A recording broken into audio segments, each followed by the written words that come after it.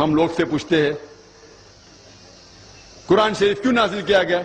تو لوگ کہتے ہیں جب اوپننگ سرمنی ہوتی نا، اوپننگ سرمنی آفس کی، تو قرآن شریف پڑھنے کا. جب گھر کا افتتاح ہوتا ہے تو قرآن شریف پڑھنے کا.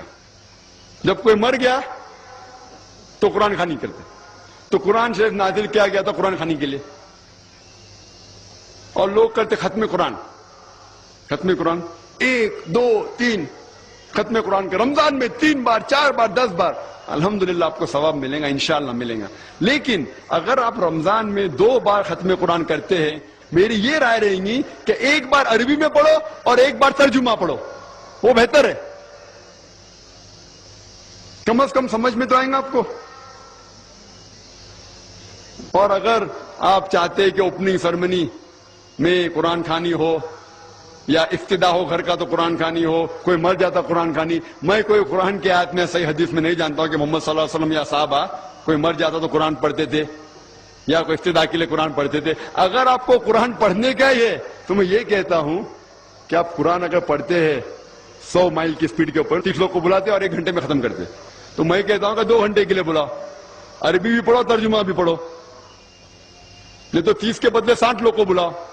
ایک آدمی اگر 1 پارہ پڑھتا ہے تو ایک آدمی کو بولا آدھا پارہ پڑھو عربی میں اور آدھا پارہ ترجمہ پڑھو. کم از کم وہ قرآن تو پڑھنا حدیث میں لکھا نہیں، لیکن کم از کم اگر آپ ترجمہ پڑھیں گے تو آپ کو علم تو حاصل ہوگا اور انشاءاللہ کچھ چیز کے اوپر عمل تو کریں گے. تو قرآن کو سمجھ کے پڑھنا بہت ضروری ہے، بہت ضروری ہے.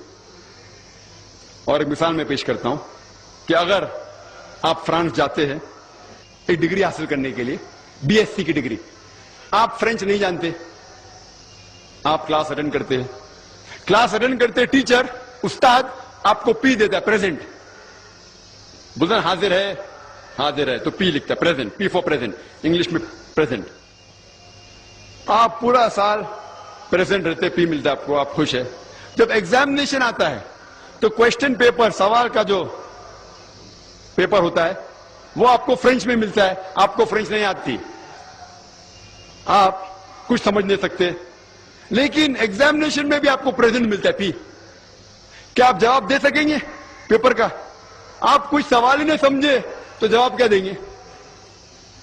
تو یہ پی جو ہے وہ پریزنٹ کے لیے، پاس کے لیے نہیں. آپ ایگزامینیشن میں فیل ہو جائیں گے. تو آپ صرف قرآن شریف عربی سے پڑھیں گے، آپ کو پی ملے گا، لیکن وہ پی پاس کے لیے نہیں ہے، پریزنٹ کے لیے، موجود، حاضر. ہمیں غلط فہمی ہے کہ ہم پڑھیں گے تو جنت میں جائیں گے. صرف پڑھنا کافی نہیں ہے، پڑھ کے سمجھو اور قرآن مجید پہ عمل کرو تو انشاءاللہ آپ جنت میں جائیں گے.